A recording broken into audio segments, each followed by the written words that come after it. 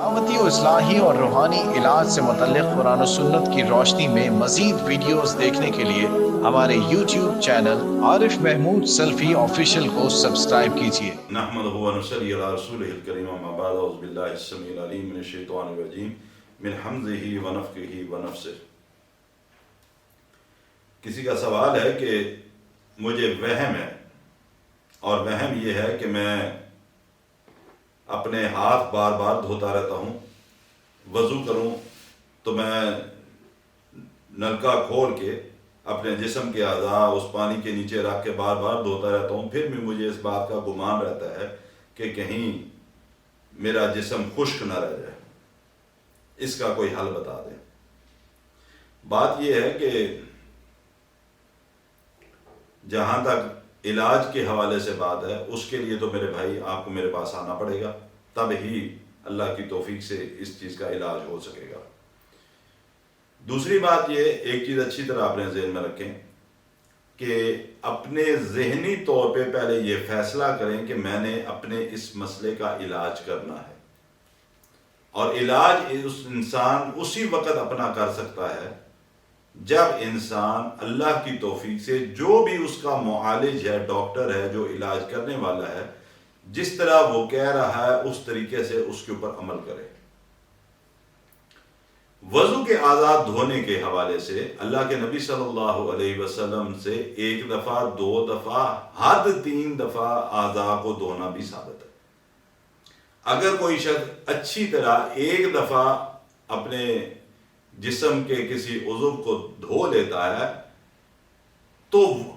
مطمئن ہے کہ خشک نہیں رہا تو وہ بھی کافی ہے۔ 3 دفعہ تک آپ اس کو دھو سکتے ہیں، چوتھی دفعہ نہیں۔ 3 دفعہ تک پانی بہا سکتے ہیں، 3 دفعہ تک چہرہ دھو سکتے ہیں اچھی طرح اس کو مل کے، یہ تو درست ہے۔ اپنے ذہن میں ایک بات رکھیں کہ آپ کو چونکہ یہ وسوسہ ہے کہ شاید میں نے بازو 3 دفعہ دھو لی ہے، ابھی بھی کہیں میری یہ کونی جو ہے یہ خشک نہ رہ گئی ہو، میرے ہاتھ کا کوئی حصہ خشک نہ رہ گیا ہو۔ پہلی بات تو جب آپ یہ عمل کر رہے ہیں، اپنے ذہن میں آپ نے طے کر لیا میں نے اپنا علاج کرنا ہے، آپ نے ہاتھ دھونا شروع کیے،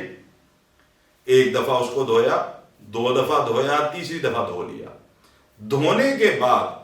اگر دوبارہ بھی اس بات کا وسوسہ آتا ہے کہ نہیں ابھی تسکین نہیں ہوئی، کوئی حصہ خشک نہ رہ گیا ہو، آپ نے چوتھی دفعہ نہیں دھونا، اٹھ جانا ہے۔ اگر آپ اس کو بار بار دھوتے رہیں گے، شیطان آپ کے اس وسوسے کو بڑھاتا چلا جائے گا اور یہ ایک بیماری کی شکل اختیار ہو جائے گی۔ میں نے ایسے بھی لوگ دیکھے ہیں بیچارے رگڑ رگڑ کے دھو دھو کے ان کی جلد اوپر سے اترنا شروع ہو جاتی ہے، یہ ایک باقاعدہ بیماری پھر بننا شروع ہو جاتی ہے، جلد کی بیماری شروع ہو جاتی ہے۔ تو کوشش اس بات کی کرنی ہے کہ ہم نے اس کو میکسیمم 3 دفعہ تک دھویا، اس کے بعد بھی اگر وسوسہ آ رہا ہے کہ شاید میرا بازو صحیح طرح دھلا نہیں ہے، لیکن آپ نے اٹھ جانا، ایک بات۔ دوسری بات، ربی اعوذ بک من ہمزات الشیاطین و اعوذ بک رب ان یحضرون، قرآن کی یہ آیات جو ہیں اس کو کثرت سے پڑھیں، کثرت کے ساتھ چلتے پھرتے پڑھ سکتے ہیں، لا حول ولا قوت الا باللہ کثرت سے پڑھیں۔ اور یہ جو آیات میں 2 بتا رہا ہوں آپ کو، ربی اعوذ بک من ہمزات الشیاطین واعوذ بک رب ان یحضرون، ان آیات کو کثرت سے اس کی تلاوت کریں، اس کو پڑھنا شروع کریں، اور جب بھی آپ کے لیے ممکن ہو آپ مجھ سے آ کے ملیں اور باقاعدہ طور پہ اپنا علاج کروائیں۔ اللہ آپ کو شفا عطا فرمائے۔